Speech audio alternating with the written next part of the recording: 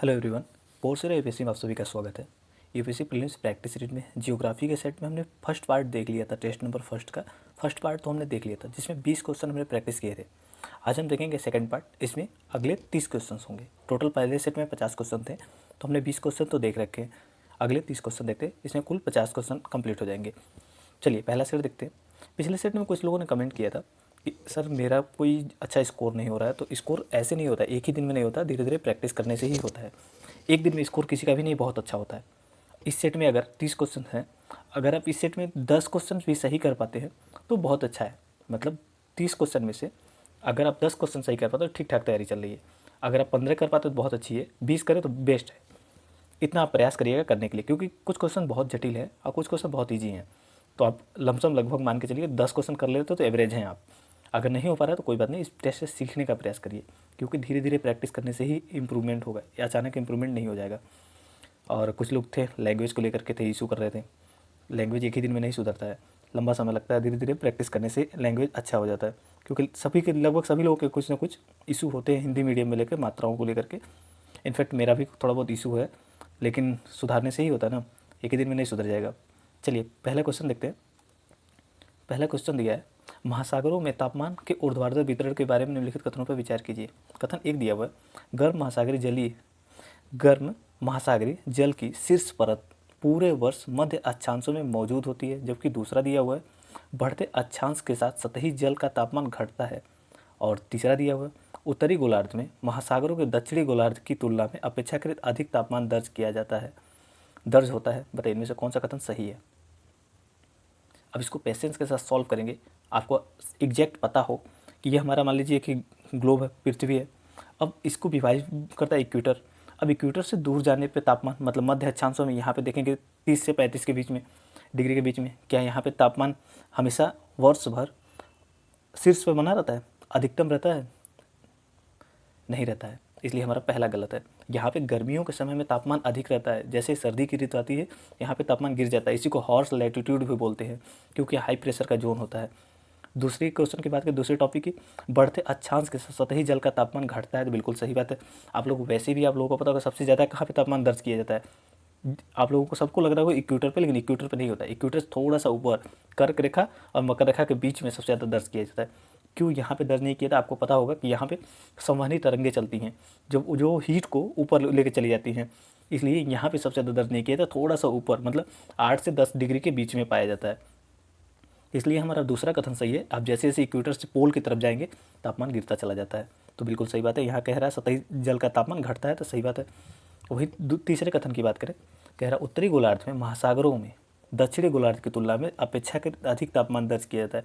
आपसे एक क्वेश्चन पूछे कि सबसे ज़्यादा कहाँ पे कॉन्टिनेंट है, महाद्वीप सबसे ज़्यादा कहाँ पे? उत्तरी गोलार्ध में। आप देखेंगे ना, उत्तरी गोलार्ध में जब आप देखेंगे तो बहुत सारे कॉन्टिनेंट यहाँ पे मिलेंगे आपको। तो यहाँ इस रीजन में यहाँ पे पूरा छोटे छोटे द्वीप मिल जाएंगे। तो सबसे ज़्यादा कॉन्टिनेंट किधर है? उत्तरी गोलार्ध में है। अगर जहाँ पे कॉन्टिनेंट होंगे वहीं के तापमान में ज़्यादा दर्ज किया जाएगा, क्योंकि वही जल्दी ठंडा होता है, जल्दी गर्म होते हैं। तो बिल्कुल सही बात है, हमारा 2 और 3 सही है, बी हमारा करेक्ट आंसर है। क्योंकि उत्तरी गोलार्ध ज़्यादा गर्म होता है दक्षिणी गोलार्ध की तुलना में, कंपेरिजन में। चलिए अगला क्वेश्चन है 22। पृथ्वी पर जल के वितरण के संदर्भ में निम्नलिखित कथनों पर को अवरोही क्रम में अरेंज करना है आपको। अवरोही क्रम में आपको यहाँ अरेंज करना है। तो बताइए सबसे ज़्यादा जल कहाँ पे है?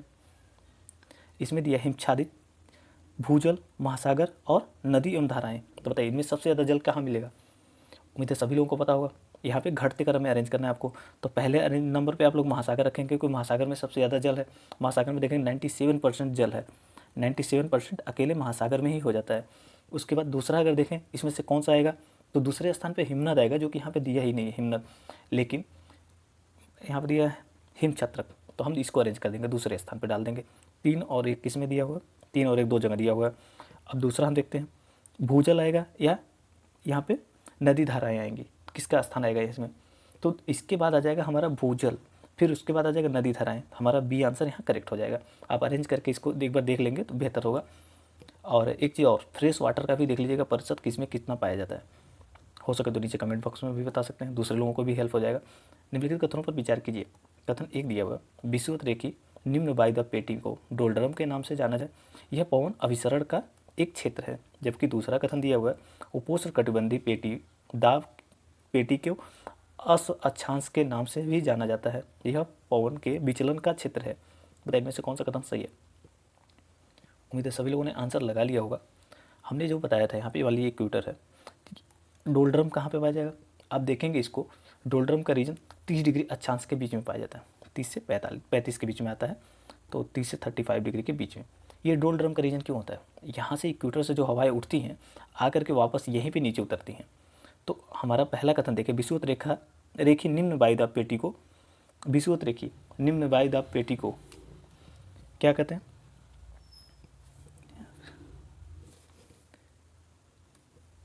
डोलड्रम के नाम से जाना जाता है। यह पवन के अभिसरण का क्षेत्र होता है। तो बिल्कुल सही बात है, यहाँ से हवाएं इधर उधर नहीं जाती, सीधे ऊपर उठती हैं, तो बहुत शांत मौसम होता है, इसलिए इसको डोलड्रम की पेटी कहते हैं। तो पहला हमारा सही है, इक्वेटर के पास ही होता है। दूसरे कथन की बात करें तो उपोष्णकटिबंधीय उच्च वायुदाब पेटी को अश्व अक्षांश कहते हैं। अच्छा, अश्व अक्षांश इसलिए कहते हैं जब व्यापारी यहाँ से अपने जहाजों पर लाद के घोड़ों को लेके जाते हैं तो हाई प्रेशर की वजह से ओवरलोड हो जाता था, तो घोड़ों को उठा के फेंक दिया करते थे, इसलिए इसको अश्व अक्षांश कहा जाता है। और यहाँ पे हाई प्रेशर का जोन है, पवनें विचलित होती हैं, यहाँ पे इनका विचलन बहुत तेज़ी से होता है। कुछ पवनें उत्तरी गोलार्ध में उत्तर की तरफ चली जाती है, कुछ पवनें दक्षिण की तरफ चली जाती है, इसलिए यहाँ विचलन भी तेज़ी से होता है। तो हमारा दोनों कथन यहाँ सही है। जिन लोगों ने सी लगाया था बिल्कुल सही काम किया, आपका सी यहाँ पे सही है। चलिए यहाँ पे भूकंपी तरंगों के बारे में पूछा गया है। कथन 24, निम्नलिखित कथनों पर विचार कीजिए। कथन 1 कह रहा है पी तरंगें तीव्र गति से आगे बढ़ती हैं और गैस, तरल एवं ठोस पदार्थों के मध्य संचरण कर सकती हैं। दूसरा कह रहा है यस तरंगें पी तरंगों की तुलना में धीमी होती हैं, यस तरंगें पी तरंगों की तुलना में धीमी होती हैं और केवल ठोस पदार्थों में ही संचरण कर सकती हैं। तीसरा कथन कह रहा है पी और यस दोनों ही तरंगें सतही तरंगों के प्रकार हैं। बताइए इनमें से कौन सा कथन सही है। उम्मीद है सभी लोगों ने आंसर लगा लिया होगा।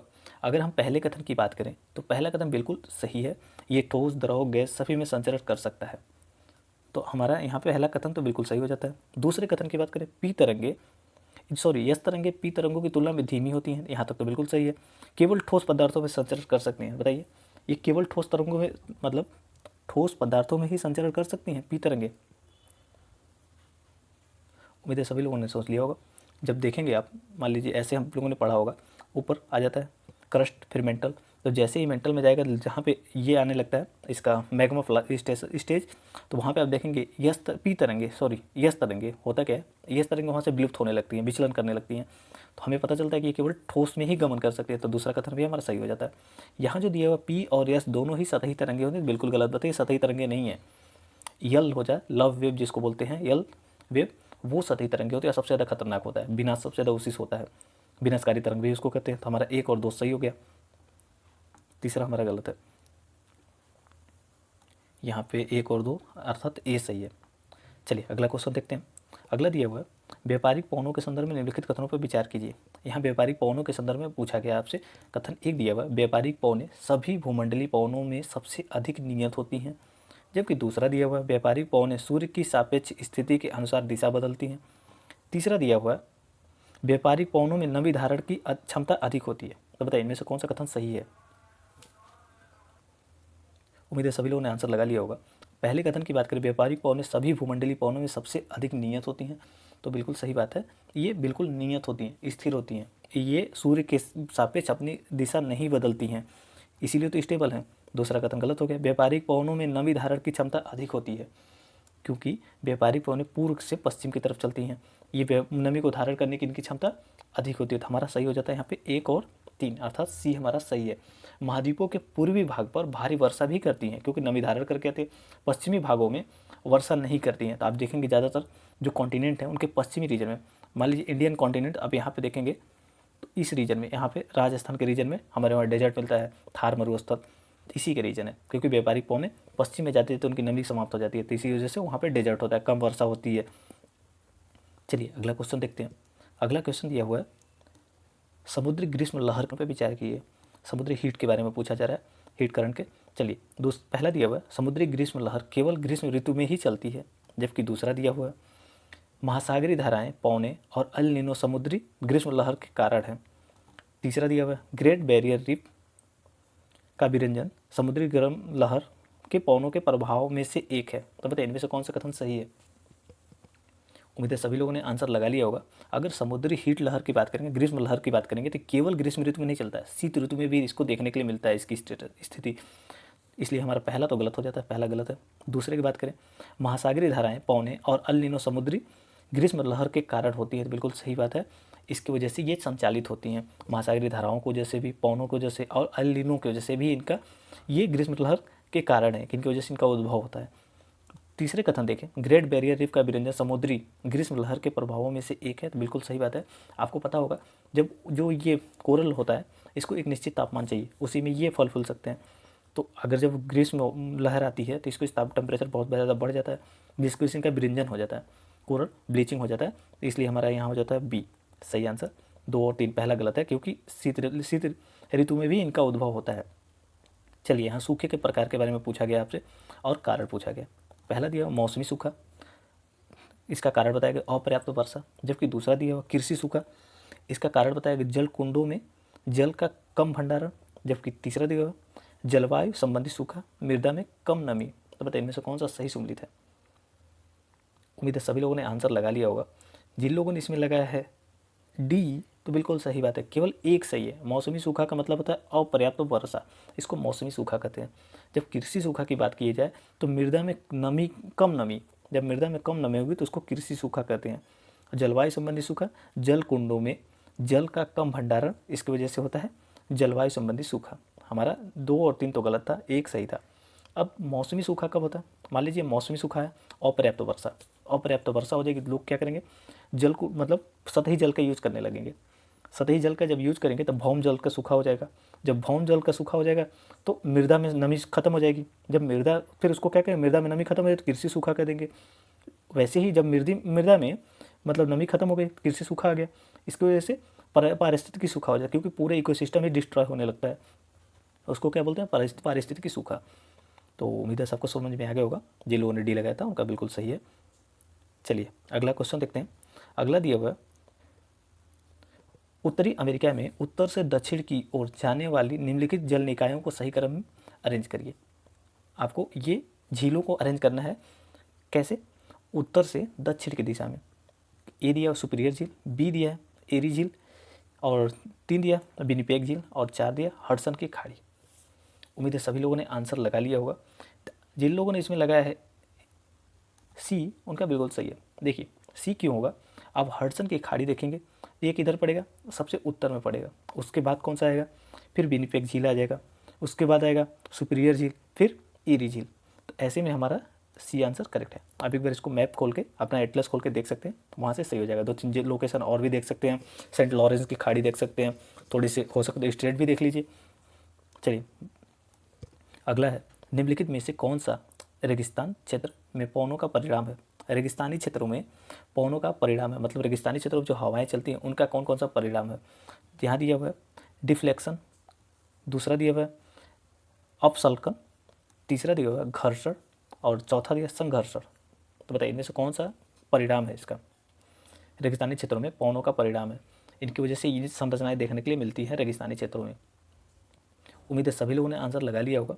अगर आप देखेंगे डिफ्लेक्शन, तो डिफ्लेक्शन देखने के लिए मिलेगा, बिल्कुल देखने के लिए मिलेगा। होता क्या है कि लो प्रेशर जोन हो जाता है वहाँ पे, और हवाएं तेज़ी से यहाँ की मृदा उठा के दूसरी जगह शिफ्ट कर देती हैं। तो यहाँ पे क्या होगा, लो प्रेशर हो गया, ये से डिफ्लेक्शन, मतलब एक जगह के हम मृदा उठा के दूसरी जगह, मतलब वहाँ के बालू के टिल्डे जो होते हैं ना, वो भी चलते फिरते दिखने के लिए मिलते जाते हैं। तो हमारा पहला कथन तो सही हो जाता है।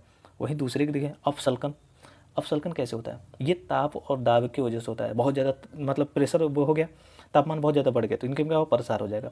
फिर रात में जैसे टेम्परेचर कम होता है ये संकुचन हो जाता है, मान लीजिए इतना फैलाव हो गया, फिर से उसके बाद जब ठंडा होगा तो संकुचन होगा, संकुचन की वजह से इनमें अपसल्कन, प्याज के छिलके जैसे उतर जाता लेयर। तो हमारा ये तो इससे संबंधित नहीं है। दूसरा देखिए घर्षण, जब हवाएं अपने साथ कंकड़ पत्थर लेके जाती हैं तो नीचे ज़मीन में, मतलब यहाँ से हवाएं गुजर रही हैं अपने साथ कंकड़ पत्थर लेके, तो मान लीजिए यहाँ पे पत्थर बड़ा सा पर्वत टाइप का है, इस पर घर्षण होगा, रोज टकराएंगे, घर्षण होते तो खत्म हो जाएगा ये। तो घर्षण तो होता ही है। संघर्षण, इसमें छोटे छोटे जो कंकड़ हैं वो आपस में टकराएंगे, उसको संघर्षण कहते हैं, तो वो भी होता है। तो हमारा सही हो जाएगा 1, 3, 4, बी हमारा सही हो जाएगा। चलिए अगला देखते हैं। समुद्री जल की लवणता के संदर्भ में निम्नलिखित कथनों पर विचार कीजिए। समुद्री जल की लवणता के बारे में आपसे पूछा गया है। तो पहला कथन दिया हुआ है यहाँ पे, समुद्री जल की लवणता इसके घनत्व के समानुपाती होती है। समुद्री जल की लवणता इसके घनत्व के समानुपाती होती है। जबकि दूसरा दिया हुआ है अरब सागर की लवणता बंगाल की खाड़ी की तुलना में अधिक होती है। और तीसरा दिया हुआ है उत्तरी सागर की लवणता सबसे कम है क्योंकि उत्तर की ओर बढ़ने पर लवणता धीरे धीरे कम होती है। तो बताइए इनमें से कौन सा कथन सही है? उम्मीद है सभी लोगों ने आंसर लगा लिया होगा। जिन लोगों ने ए लगाया बिल्कुल सही है। ए क्यों होगा बताइए? समुद्री जल की लवणता इसके घनत्व के समानुपाती होती है। मतलब मान लीजिए अगर घनत्व बढ़ेगा तो लवणता बढ़ेगी तभी तो घनत्व बढ़ेगा, तो बिल्कुल सही बात है, समानुपाती है। अब अगर आपसे मैं ये कहूँ कि किसी रीजन का लवणता बढ़ रही है, सैलिनिटी बढ़ रही है, तो क्या टेम्परेचर भी बढ़ेगा? बताइए। अगर लवणता बढ़ेगी तो टेम्परेचर कम होने लगता है। ऐसा क्यों होता है बताइए? ऐसा इसलिए होता है क्योंकि इस आप लोगों ने जब देखिएगा पानी गर्म करिएगा तो उसमें कुछ अवशेष मिला दीजिएगा, जैसे नमक मिला दीजिए, कुछ अन्य चीज़, तो वो अधिक टेम्परेचर पे बॉइलिंग होगा, तो बॉइलिंग रेट उसका होता है वो बढ़ जाता है, तो अधिक तापमान पे बढ़ने खोलने लगता है। इसीलिए यही रीज़न है कि ऐसे में आप देखेंगे जहाँ पे सैलिनिटी ज़्यादा होगी उसका टेम्परेचर कम होगा, और जिसकी सैलिनिटी कम होगी उसका तापमान अधिक होगा। जैसे कि बंगाल की खाड़ी, यहाँ अरब सागर की लवणता बंगाल की खाड़ी की तुलना में अधिक है, तो बिल्कुल सही बात है, क्योंकि ये भी रीज़न है कि बंगाल की खाड़ी में बहुत सारी नदियाँ लगा के जल गिराती हैं, तो इसकी वजह से। और दूसरा इसका आप परिणाम देखने के लिए चाहें तो आप देखेंगे बंगाल की खाड़ी में ज़्यादा चक्रवात आते हैं तुलनात्मक रूप से अरब सागर की तुलना में, तो हमारा सही है दूसरा। और तीसरे कथन की बात करें, अरब सागर की तुलना की लवणता अरब सागर उत्तरी सागर की, बार बार अरब सागर है, उत्तरी सागर की लवणता सबसे कम है क्योंकि उत्तर की ओर बढ़ने पर लवणता धीरे धीरे कम होती जाती है, तो बिल्कुल सही बात है, क्योंकि वहाँ ग्लेशियर पिघलते हैं, उनके शुद्ध फ्रेश वाटर उनको मिलता है, यही रीजन है। और उत्तर सागर की देखेंगे, नॉर्थ सी की लवणता देखेंगे लगभग 9 है, 9 के आसपास है, इसकी लवणता काफ़ी कम है, हमारा सही आंसर हो जाता है। लेकिन लौटता धीरे धीरे कोई ज़रूरी नहीं उत्तर की ओर बढ़ने से कम ही हो, यही रीज़न नहीं है। हमारा तीसरा तो गलत होना चाहिए यहाँ पे, तीसरा गलत है। केवल उत्तर की तरफ बढ़ने से ही लौटता नहीं कम होती है, वहाँ का वाष्पीकरण भी तो देखना जरूरी होता है कि अगर वाष्पीकरण वहाँ पे ज़्यादा होता है। तीसरे को ऑप्शन को काट दीजिए। अगर आप किसी जगह की लौटता इसको जैसे भी तो स्वच्छ जल कितना मिल रहा है, वाष्पीकरण क्या है, ये सभी फैक्टर होते हैं, तो हम केवल ये नहीं कह सकते कि उत्तर की तरफ बढ़ने से लौटता कम होती है, इसलिए हम तीसरे को काट कर सकते हैं, ये हमारा सही होगा। और वैसे तो ग्लेशियर ज़्यादा है, देखेंगे पोल की तरफ, नॉर्थ पोल साउथ पोल की तरफ तो ज़्यादा उनको फ्रेश वाटर मिलता है, लेकिन अगर एवोपरेशन ज़्यादा हो रहा है, फ्रेश वाटर कम मिल रहा है, तो लौटता इसकी वजह से भी बढ़ जाएगी। चलिए अगला देखते हैं, निम्नलिखित में से कौन से क्षेत्र प्रायद्वीपीय खंड के भाग हैं? एक दिया हुआ है कार्बी एंगलोंग का पठार, 2 दिया हुआ है अरावली पर्वत श्रृंखला एवं थार मरुस्थल, और 3 दिया मेघालय का पठार, 4 दिया छोटा नागपुर पठार, और 5 दिया मिजो श्रेणी। बताइए इनमें से कौन सा कथन सही है? उम्मीद है सभी लोगों ने आंसर लगा लिया होगा। यहाँ पे देखेंगे मिजो श्रेणी ये हिमालय का नहीं है, लुसाई हिल ये हिमालय में आता है, न कि प्रायद्वीपीय भारत। तो हमारा ये देखें कार्बी एंगलोंग ये किसका भाग है? प्रायद्वीपीय भारत का। अरावली पर्वत श्रृंखला एवं थार मरुस्थल ये भी किसका हिस्सा है? आप जब यहाँ से ऐसे देखेंगे तो मान लीजिए इतने रीजन यहाँ से लेंगे तो ये यहाँ तक आती है हिमालय की श्रेणियाँ, यहाँ से इतने रीजन में आ जाता है अपना प्रायद्वीपीय भारत। तो हमारा ये मिजो जो पहाड़ी है ना ये हिमालय का हिस्सा है, बाकी सभी प्रायद्वीपीय भारत के हैं, तो इसलिए हमारा सी आंसर यहाँ करेक्ट होता है, सी आंसर करेक्ट है। चलिए अगला क्वेश्चन देखते हैं। अगला दिया हुआ है भारतीय प्रायद्वीप के संदर्भ में, भारतीय प्रायद्वीपीय क्षेत्र के संदर्भ में निम्नलिखित कथनों पर विचार कीजिए। इनमें से कौन सा कथन सत्य है ये आपको बताना है। कथन 1 दिया हुआ है प्रायद्वीपीय खंड की उत्तरी सीमा कटी फटी हुई है, प्रायद्वीपीय खंड की उत्तरी सीमा कटी फटी हुई है। जबकि दूसरा कह रहा है पश्चिम बंगाल में मालदा गैप उत्तरी पूर्वी क्षेत्र में उत्तरी पूर्वी भाग में स्थित मेघालय और कार्बी एंगलोंग पठार को छोटा नागपुर से अलग करता है। तीसरा कह रहा है प्रायद्वीपीय पठार कम ऊंची पहाड़ियों एवं चौड़ी घाटियों से बना हुआ है। बताइए इनमें से कौन सा कथन सही है? उम्मीद है सभी लोगों ने आंसर लगा लिया होगा। जिन लोगों ने इसमें लगाया डी उनका बिल्कुल सही है, क्योंकि सभी यहाँ ऑप्शन सही है। प्रायद्वीपीय जो है उत्तर में कटी फटी हुई है, बहुत सारे छोटे छोटे आप देखेंगे दर्रे मिलेंगे आपको, पहाड़ियाँ मिलेंगी छोटी छोटी कटी फटी हुई हैं, बहुत पुरानी है ना तो इसलिए कटी फटी हुई हैं, तो बिल्कुल सही बात है। दूसरे कथन की बात करें पश्चिम बंगाल में मालदा भ्रंश उत्तर पूर्वी भाग में स्थित मेघालय और कार्बी एंगलोंग पठार को छोटा नागपुर से अलग करते हैं, तो ये भी बिल्कुल सही बात है, क्योंकि वो प्रायद्वीप के ही भाग हैं। कौन? कार्बी एंगलोंग और मेघालय पठार, और साथ ही साथ छोटा नागपुर, ये सभी प्रायद्वीपीय भारत के, लेकिन मालदा गैप को जो सेपरेट हो जाते हैं, तो हमारा दूसरा सही है। तीसरे ऑप्शन की बात करें, प्रायद्वीपीय पठार कम ऊंची पहाड़ियों एवं चौड़ी घाटियों से बना हुआ है, तो बिल्कुल सही बात है, ज़्यादा ऊंची पहाड़ियाँ तो नहीं है वहाँ पे, चौड़ी घाटियाँ भी देखने के लिए मिलती हैं। हमारा तीसरा कथन भी सही हो जाता है, इसलिए हमारा डी आंसर यहाँ सही है। चलिए अगला देखते हैं, पश्चिमी तटीय मैदान के विभाजन के संदर्भ में निम्नलिखित में से कौन सा युग्म सम्मिलित नहीं है। पश्चिमी तटीय मैदान के विभाजन जब हम करते हैं तो कौन सा इसमें से युग्म सही नहीं है, ये आपको बताना है। जब आप विभाजन करेंगे, ऐसे मान लीजिए, तो पश्चिमी तटीय मैदान इधर का विभाजन करने के लिए पूछा गया। गुजरात, गुजरात को किस नाम से जाना जाता है, काठियावाड़ा रीजन से, तो बिल्कुल सही बात है। आप जब देखें गुजरात का रीजन तो कुछ इस तरीके से, तो गुजरात का रीजन यहाँ से काठियावाड़ा रीजन, तो बिल्कुल सही है, इसको काठियावाड़ा रीजन कहते हैं। ऊपर जाएंगे तो ये कच्छ का रीजन हो जाता है, यहाँ कच्छ क्या कहते हैं, कच्छ, ये काठियावाड़ा हो जाता है। जब यहाँ पे देखेंगे ये वाला रीजन तो काठियावाड़ा हो जाता है। फिर यहाँ पे आप देखेंगे महाराष्ट्र कोंकण, महाराष्ट्र गोवा का रीजन, ये वाला कोंकण कहते हैं, बिल्कुल सही बात है। कर्नाटक का मालाबार तट होता है, कर्नाटक वाला मालाबार तट होता है। फिर अगर देखेंगे केरल, कोरोमंडल तट दिया है, बताइए केरल को कोरोमंडल तट कहते हैं, नहीं। कर्नाटक और यहाँ पे देखेंगे कर्नाटक केरल के बीच ये मालाबार तट होता है यहाँ तक, तो केरल कोरोमंडल तट नहीं, कोरोमंडल तट इधर आ जाता है। हमारा डी आंसर सही है। चलिए अगला देखते हैं, किसी क्षेत्र की जलवायु को नियंत्रित करने वाले प्रमुख कारक हैं अक्षांश, समुद्र से दूरी, देशांतर और वायुमंडल, वायुदाब एवं तुंगता अर्थात ऊंचाई। बताइए इनमें से किसी क्षेत्र की जलवायु को कौन कौन से कारक नियंत्रित करते हैं। जब आप अक्षांश से निम्न अक्षांश से उच्च अक्षांश की तरफ जाएंगे तो धीरे धीरे टेम्परेचर कम होने की स्थिति देखने के लिए मिलती है। साथ ही low pressure high pressure zone, उष्ण उपोष्ण और शीतोष्ण क्षेत्र देखने के लिए मिलता है, तो हमारा अक्षांश तो सही हो गया। समुद्र से दूरी, बिल्कुल सही बात है, समुद्र से दूरी जब जाएंगे तो होगा कि एक जल वाष्प की मात्रा कम हो जाएगी वायु में, वर्षण की मात्रा भी कम हो जाएगी। देशांतर, क्या देशांतर कोई प्रभाव डालता है, देशांतर कोई प्रभाव नहीं डालता है, हमारा तीसरा तो गलत है। वायुदाब बिल्कुल इफेक्ट डालता है, वायुदाब किसी क्षेत्र की जलवायु पर, तुंगता ऊंचाई ये भी जलवायु डालता है, प्रभाव डालता है। जिसमें तीन नहीं है वो हमारा सही होगा, इसमें चार नहीं है इसलिए ये गलत है। अब इसमें देखें तीन है तो इसलिए गलत है, हमारा सी आंसर यहाँ सही हो जाएगा, जिन लोगों ने सी लगाया उनका सही आंसर है। चलिए अगला देखते हैं, निम्नलिखित में से कौन से कारक भारतीय जलवायु को प्रभावित करते हैं। इनमें से कौन कौन से ऐसे कारक हैं जो भारतीय जलवायु को प्रभावित करते हैं, तो आपको ये बताना है। कथन एक दिया हुआ एल नीनो, दो दिया हुआ पश्चिमी जेठ धाराएं और तीन दिया तिब्बत का पठार। बताइए इनमें से कौन से कारक हैं जो भारतीय जलवायु को प्रभावित करते हैं। उम्मीद है सभी लोगों ने आंसर लगा लिया होगा।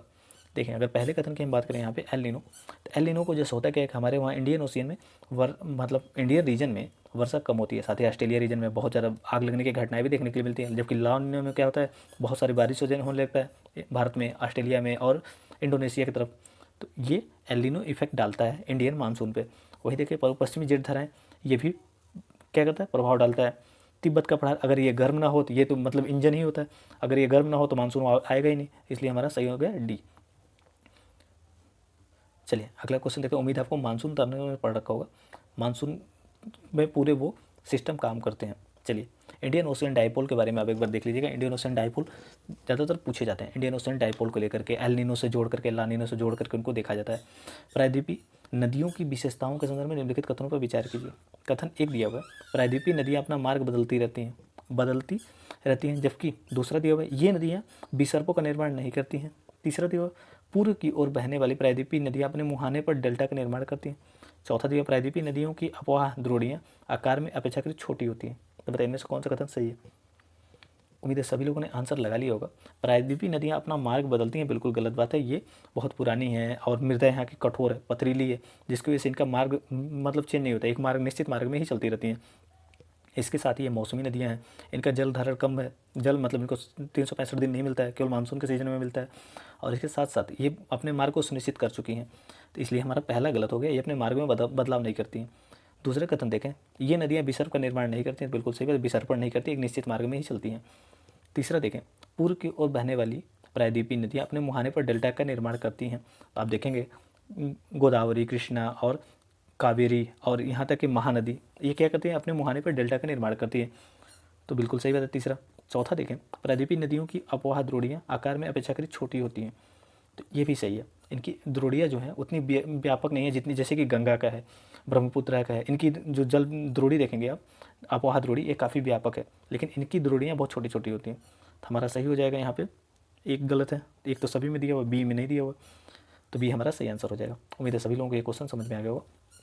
चलिए अगला देखते हैं, निम्नलिखित में से कौन सी प्रायद्वीपीय नदियाँ भ्रंश से होकर बहती हैं। पूछा जा रहा है प्रश्न, निम्नलिखित में से कौन सी प्रायद्वीपीय नदियाँ भ्रंश से होकर बहती हैं। भ्रंश से होकर के उनका प्रभाव होता है।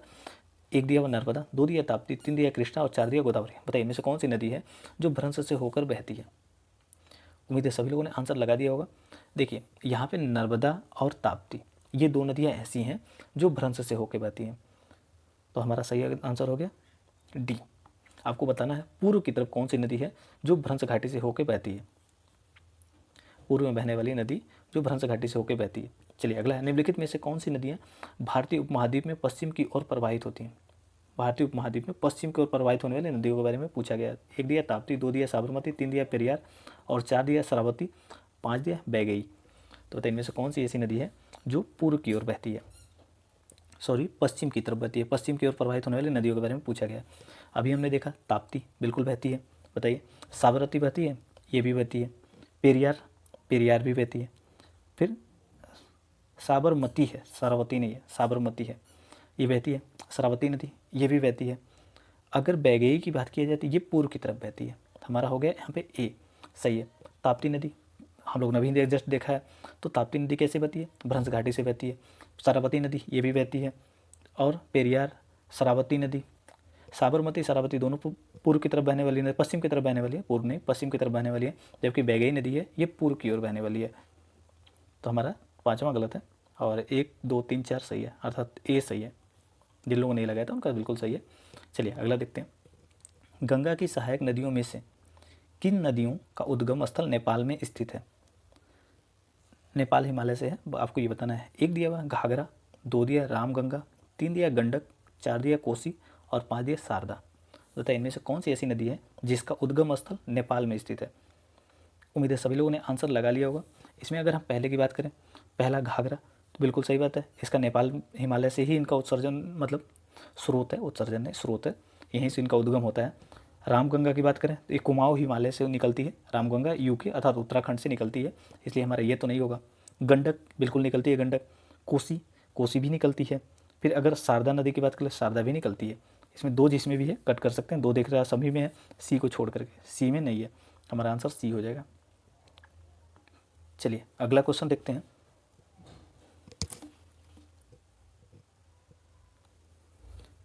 उष्णकटिबंधीय सदाबहार वन के किन किन क्षेत्रों में पाए जाते हैं। उष्णकटिबंधीय सदाबहार के बारे में पूछा गया अगला आपसे कि किन किन क्षेत्रों में पाए जाते हैं। एक दिया हुआ पश्चिमी घाट के पूर्वी ढलान पर, दो दिया अंडमान निकोबार द्वीप समूह में, तीन दिया अरावली पर्वत श्रृंखला पर और चार दिया उत्तर पूर्वी क्षेत्र की पहाड़ियों पर। बताइए इनमें से कहाँ कहाँ पे पाई जाती हैं उष्णकटिबंधीय सदाबहार वन। उम्मीद है सभी लोगों ने आंसर लगा लिया होगा। अगर हम देखें पश्चिमी घाट के पूर्वी ढाल पर, बिल्कुल गलत बात है, पश्चिमी घाट के पश्चिमी ढाल पे पाई जाती हैं उष्णकटिबंधीय सदाबहार वन। ये 250 सेमी से अधिक वर्षा वाले क्षेत्रों में पाई जाती है। तो क्या पश्चिमी ढाल पूर्वी ढाल पे पाई जाती है, इतनी बारिश होती है, नहीं होती है। ये शैडो जोन में पड़ता है ना, इसलिए यहाँ ज़्यादा बारिश नहीं होती है। तो पहला गलत हो गया। अंडमान निकोबार द्वीप समूह में पाया जाता है, बिल्कुल सही बात है। अरावली पर्वत श्रृंखला में, यहाँ पे भी कम बारिश होती है, यहाँ कैसे पाया जाएगा, तीसरा भी गलत है। उत्तर पूर्वी की पहाड़ियों में, बिल्कुल सही बात है। 2 और 4 सही है, सी हमारा सही आंसर है। जिन लोगों ने सी लगाया था उनका बिल्कुल सही है। चलिए अगला पूछा गया आपसे, भारत में 16 वन पाए जाते हैं। 16 फॉरेस्ट के बारे में आपसे पूछा गया। कथन एक दिया नीलगिरी पहाड़ियों पर, दो दिया है विंध्याचल की पहाड़ियों पर और तीन दिया अन्नामलाई पहाड़ियों पर, चार दिया पालिनी पहाड़ियों पर। बताइए इनमें से कहाँ पे 16 फॉरेस्ट पाए जाएंगे। उम्मीद है सभी लोगों ने आंसर लगा लिया होगा। 16 फॉरेस्ट की बात करें तो नीलगिरी पहाड़ी पर बिल्कुल पाया जाएगा, जबकि यहाँ दूसरा दिया विंध्याचल पहाड़ी पे। बताइए विंध्याचल पहाड़ी पे फॉरेस्ट पाए जाएंगे 16 फॉरेस्ट। ये उन्हीं जगह पे पाए जाएंगे जिनकी हाइट 1500 से ऊपर हो, ऊंचाई पे हो, और साथ ही साथ शीतोष्णकटिबंधीय जलवायु पाई जाए वहाँ पे। तो ये दक्षिण भारत के फॉरेस्ट हैं 16 फॉरेस्ट, तो विंध्याचल में नहीं पर। अगर तीसरे का बात करें अन्नामलाई पहाड़ी पे, बिल्कुल पालिनी पहाड़ी पे यहाँ पे भी पाए जाते हैं। हमारा हो जाएगा यहाँ पे डी। तो डी यहाँ पे करेक्ट आंसर है। चलिए अगला देखते हैं। उम्मीद है सभी लोगों ने डी लगाया होगा, सभी लोगों का सही रहा होगा, क्योंकि विंध्याचल सभी को पता है वहाँ पे नहीं पाई जाती है। आप जब ऐसे बनाएंगे देखेंगे मैप में तो इन्हीं रीजनों में, नीलगिरी के रीजन में ही पाए जाते हैं 16 फॉरेस्ट, इसलिए हमारा विंध्याचल वाला गलत हो जाता है। चलिए हिमालय पर्वतीय क्षेत्र के नीचे से ऊपर की ओर जाने पर पाई जाने वाली वनस्पति को सही क्रम में अरेंज करना है आपको। ए दिया पर्णपाती आर्द्र शीतोष्णकटिबंधीय घास के मैदान और लाइकेन, जबकि बी दिया हुआ है पर्णपाती वन, आर्द्र शीतोष्णकटिबंधीय वन, लाइकेन शीतोष्ण और शीतोष्णकटिबंधीय घास के मैदान। और सी दिया हुआ शीत आर्द्र शीतोष्णकटिबंधीय वन, पर्णपाती और लाइकेन और शीतोष्णकटिबंधीय घास के मैदान। और डी दिया हुआ है आर्द्र शीतोष्णकटिबंधीय वन एवं पर्णपाती वन, शीतोष्णकटिबंधीय घास के मैदान, लाइकेन। बताइए इनमें से कौन सा सही है। जब आप हिमालय से नीचे से ऊपर जाएंगे तो किस क्रम में ये सभी वनस्पतियाँ पाई जाएंगी। उम्मीद है सभी लोगों ने आंसर लगा लिया होगा। अगर आप सबसे नीचे आएंगे ना, हिमालय की सबसे तलहटी में रहेंगे, तो तलहटी में आपको कौन से वन देखने के लिए मिलेंगे। आपको सबसे तलहटी में पर्णपाती वन देखने के लिए मिलेगा। उसके जस्ट थोड़े से ऊपर जाएंगे तो कौन सा देखने को मिलेगा, आर्द्र शीतोष्णकटिबंधीय वन। अगर थोड़ी सी और ऊंचाई बढ़ाएंगे तो आप कौन सा देखने को मिलेगा, शीतोष्णकटिबंधीय घास के घास जो होता है शीतोष्णकटिबंधीय घास, तो ये देखने को मिलता है। फिर सबसे ऊंचाई पर जाएंगे तो लाइकेन देखने को मिलेगा। टुंड्रा टाइगर रीजन में जाएंगे तो लाइकेन की जैसी स्थितियाँ देखने के लिए मिलेंगी। तो हमारा सही आंसर यहाँ पे हो जाता है ए। ये जिन लोगों ने लगाया था उनका बिल्कुल सही है। चलिए अगला क्वेश्चन देखते हैं। निम्नलिखित में से कौन से कथन उष्णकटिबंधीय सदाबहार वन के संदर्भ में सही है। कथन एक दिया हुआ है, ये वन शीत और शुष्क प्रदेशों में पाए जाते हैं। जबकि दो दिया हुआ, इन वनों के क्षेत्रों में वर्षा 200 सेमी से अधिक होती है। और तीन दिया हुआ, ये वन विरल होते हैं। तो बताइए इनमें से कौन सा कथन सही है। उष्णकटिबंधीय सदाबहार के बारे में पूछा गया, तो जिन लोगों ने इसमें लगाया है सही पूछा गया है यहाँ पे। बताइए उष्णकटिबंधीय सदाबहार वन, तो अगर हम यहाँ बात करें पहले कथन में, ये शीत और शुष्क प्रदेशों में पाए जाते हैं। तो अभी हमने देखा आर्द्र प्रदेशों में पाए जाते हैं, जहाँ उष्णकटिबंधीय सदाबहार वन जहाँ पे आर्द्र जलवायु हो, 200 सेंटीमीटर से अधिक वर्षा हो, 200 से 250 सेंटीमीटर लगभग बारिश हो, तो वहाँ पे पाए जाएंगे। तो पहला तो हमारा गलत हो जाता है। दूसरी बात है, इन क्षेत्रों में वार्षिक वर्षा 200 सेंटीमीटर से अधिक होती है। तो बिल्कुल सही बात है, 200 सेंटीमीटर से अधिक वर्षा होती है। ये वन विरल होते हैं, नहीं ये काफ़ी सघन होते हैं, इसलिए तीसरा भी गलत है। तो हमारा बी आंसर यहाँ पे सही हो जाएगा। चलिए अगला देखते हैं। निम्नलिखित में से कौन सी नदियाँ डेल्टाई भाग में मैंग्रोव के वन पाए जाते हैं। इन नदियों के डेल्टा रीजन में मैंग्रोव फॉरेस्ट पाए जाते हैं। अभी हमने इसके बारे में देख लिया। ए दिया गंगा, बी दिया गोदावरी, सी दिया महानदी और चार दिया है कृष्णा। बताइए इनमें से किनके डेल्टाई रीजन में मैंग्रोव फॉरेस्ट पाए जाते हैं। उम्मीद है सभी लोगों ने आंसर लगा लिया होगा। इसमें जिन लोगों ने लगाया डी उनका बिल्कुल सही है, क्योंकि गंगा के डेल्टा में भी आप देखेंगे सुंदरबन डेल्टा, बिल्कुल सही बात है, पहले में पाया जाता है। गोदावरी में भी पाए जाते हैं, महानदी में भी पाए जाते हैं, कृष्णा में भी पाए जाते हैं। तो हमारा डी आंसर यहाँ पे सही है। चलिए अब यहाँ पर यह सामाजिक वनिकी के बारे में पूछा गया, सोशल फॉरेस्ट्री के बारे में आपसे पूछा गया। सामाजिक वनिकी में शामिल किया जाता है, किसको शामिल किया जाता है सामाजिक वनिकी में। ए दिया शहरी वनिकी, दो दिया ग्रामीण वनिकी, तीन दिया मरुस्थलीय वनिकी और चार दिया फर्म वनिकी। बताइए इनमें किस में पाया जाता है सामाजिक वनिकी के अंतर्गत कौन कौन से गुण पाए जाते हैं। तो देखिए पहले अगर कहें शहरी वनिकी, तो ये बिल्कुल सही बात है, पहला तो पाया जाता है शहरी वनिकी। दूसरा ग्रामीण वनिकी, तो ग्रामीण वनिकी पाया जाता है, हाँ बिल्कुल ग्रामीण वनिकी के अंतर्गत आता है, सामाजिक वनिकी ग्रामीण वनिकी के अंतर्गत आता है। तीसरा मरुस्थल, ये आते हैं कि नहीं, मरुस्थल इसके अंतर्गत नहीं आता है, सोशल फॉरेस्ट्री के अंतर्गत मरुस्थल वनिकी नहीं आता है, लेकिन फार्म वनिकी आता है ये। तो हमारा यहाँ पर हो जाएगा डी। अगर हम यहाँ पे बात करें इसका उद्देश्य क्या है, सोशल फॉरेस्ट्री का उद्देश्य क्या है, तो फॉरेस्ट कवर जो है उसको इंक्रीज करना है, 33% एटलीस्ट 1/3 फॉरेस्ट कवर तो सुनिश्चित करना ही है, इसीलिए सोशल फॉरेस्ट्री का कॉन्सेप्ट लाया गया था। आप देखेंगे फर्म वन की, कृषि वन की, इनको मेड़ पे पेड़ लगाने के लिए ऐसे कॉन्सेप्ट लाए जा रहे हैं। तो हमारा हो गया यहाँ पे डी। मरुस्थली वन की इसके अंतर्गत नहीं सम्मिलित है, क्योंकि वो डेजर्टिफिकेशन को रोकने के लिए लगाए जाते हैं, ना कि सोशल फॉरेस्ट्री के लिए, उनका ऑब्जेक्टिव अलग होता है। चलिए निम्नलिखित कथनों पर विचार कीजिए। कथन एक दिया हुआ है, केंद्र शासित प्रदेश लद्दाख में चामांग, गार्रा, सोम और पुरीगप्पा कुछ अनुसूचित जनजातियां हैं जो इस क्षेत्र में निवास करती हैं। जबकि दूसरा दिया हुआ है, कारगिल की स्वायत्त पहाड़ी विकास परिषद संविधान की 6ठी अनुसूची का हिस्सा है। तीसरा दिया हुआ, अनुच्छेद 244 अनुसूचित क्षेत्रों में जनजातीय क्षेत्रों के प्रशासन से संबंधित है। कौन सा सही नहीं है आपको बताना है। उम्मीद है सभी लोगों ने आंसर लगा लिया होगा। और इसमें हम देखें तो दो हमारा करेक्ट है, क्योंकि दूसरा गलत दिया हुआ है। अगर आप देखेंगे तो केंद्र शासित प्रदेश लद्दाख में चांगपा, गर्रा, सोम और पुरगप्पा ये कुछ वहाँ के अनुसूचित जनजाति क्षेत्र निवास क्षेत्र हैं जो वहीं पे निवास करती हैं। तो हमारा पहला तो सही है। दूसरा देखें कारगिल क्षेत्र की, जो कारगिल है वहाँ की स्वायत्त पहाड़ी विकास परिषद संविधान की 6ठी अनुसूची में नहीं, ये 5वीं अनुसूची में 5th शेड्यूल में है। तो हमारा दूसरा गलत हो जाता है। तीसरा देखें 244 अनुच्छेद 244 अनुसूचित क्षेत्रों और जनजातीय क्षेत्रों के प्रशासन से संबंधित है, तो ये भी बिल्कुल सही बात है। हमारा यहाँ पे सी सही आंसर होगा, क्योंकि सही नहीं है वो पूछा गया था, दूसरा हमारा सही नहीं है। चलिए अगला क्वेश्चन देखते हैं। हाल ही में भारत की पहली ग्रीन हाइड्रोजन माइक्रो परियोजना की स्थापना की गई, इसके संदर्भ में निम्नलिखित कथनों पर विचार कीजिए। आप लोगों को पता होगा ग्रीन हाइड्रोजन क्या होता है। ग्रीन हाइड्रोजन वो होता है जिसमें आप किसी तरह के फॉसिल फ्यूल यूज करके हाइड्रोजन को उत्सर्जन मतलब अब्स्ट्रैक्ट करने में, उसको निष्कासन में ग्रीन हाइड्रोजन का यूज, ग्रीन इलेक्ट्रिसिटी का यूज करिए, जैसे सोलर से यूज कीजिए, विंड से यूज करिए, तब वो ग्रीन हाइड्रोजन हो जाता है। तो अब इसके बारे में देख लेते हैं। पहला कथन दिया है, परियोजना को एनटीपीसी द्वारा बड़े पैमाने पर हाइड्रोजन ऊर्जा भंडारण परियोजना के अग्रदूत के रूप में डिजाइन किया गया है। जबकि दूसरा देखें, पास के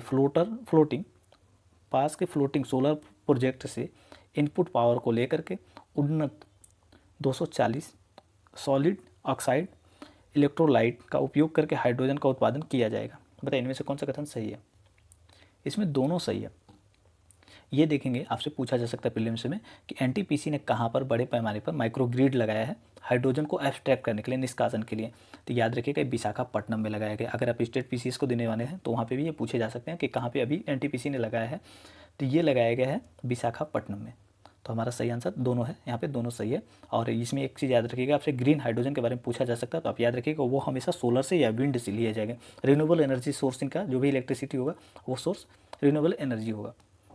चलिए अगला देखते हैं। समुद्र के कानून पर संयुक्त राष्ट्र सम्मेलन अनक्लॉज के बारे में पूछा गया है। पूछा जा रहा है कौन सा सही है। कथन एक देखें, 1982 में पारित यह समुद्री गतिविधियों के लिए कानूनी ढांचा स्थापित करता है। जबकि दूसरा देखें, भारत, इसमें क्या दिया हुआ है, यहाँ कुछ और दे दिया है, इसका मतलब होगा अनक्लॉज। भारत अनक्लॉज के लिए एक राष्ट्रीय पार्टी है। तो बताइए इनमें से है भारत की? नहीं, बिल्कुल भारत है, इसको एक्सेप्ट भी करता है, सिग्नेचर भी किया हुआ है। 1982 में पारित यह समुद्री गतिविधियों के लिए कानूनी ढांचा है। ये बिल्कुल सही बात है, इम्प्लीमेंट करता है कानून को। ओशियन रीजन में जो भी कोई अवैध कुछ कर रहा है तो उसको रोकता भी है। तो हमारा सी आंसर यहाँ पे सही हो जाता है। कुछ इसके बारे में और देखेंगे तो समुद्री भाग को विभाजित किया गया 5 भागों में। थोड़ा सा आप इसको देख लेंगे तो बेटर होगा। समुद्री जो रीजन होता है, मान लीजिए कि ये लैंड है आपका, यहाँ से इसको 5 सेक्टरों में विभाजित किया गया है। तो आप इसके बाहर जब जाएंगे तो ये हो जाता है हाई सी जोन। तो अब इसको 5 भागों में देख सकते हैं, तो 5 भागों में विभाजित किया गया। तो इस तरीके से आपको समझ में आ गया होगा। जिन लोगों ने सी लगाया था उनका सही आंसर। चलिए अगला दिया हुआ है, हाल ही में ट्रॉइका शब्द अंतर्राष्ट्रीय संबंधों को लेकर के चर्चा में रहा। ट्रॉइका किससे संबंधित है? तो ट्रॉइका के बारे में हम लोगों ने देखा था, ट्रॉइका G20 से संबंधित है। यहाँ पे शीर्ष देशों के समूह है जो वर्तमान बैठक कर रहा है, पिछली बैठक कर रहा है और आगामी आने वाली कर रहा है, प्रेसिडेंसी संभाल रहा हो, उसी को ट्रॉइका कहते हैं। जैसे कि इस बार क्या हुआ है, भारत संभाल रहा है, इसके पहले इंडोनेशिया संभाला था। तो इस तरीके से हमारा ट्रॉइका बन गया। तो इसमें जब बना था तो इंडोनेशिया चला रहा था, क्या था, वर्तमान था। इटली इसके पहले किया था और वर्तमान में भारत कर रहा है। तो अब हम देखेंगे ट्रॉइका बन गया है, तो इसलिए हमारा बी आंसर सही है। चलिए आज का और आखिरी क्वेश्चन देखते हैं। पूछा गया है, गंगा कनेक्ट प्रदर्शनी हाल ही में निम्नलिखित में से किस स्थान पर आयोजित की गई? गंगा कनेक्ट प्रदर्शनी किस जगह पर आयोजित की गई, ये आपसे पूछा गया। तो ये लंदन में स्थापित की गई है। COP26 ग्लासगो समिट में इसको किया गया था गंगा कनेक्ट प्रदर्शनी। इसमें कहा गया था कि गंगा को जो लोग भी चाहें साफ़ करना वो आकर के साफ़ कर सकते हैं।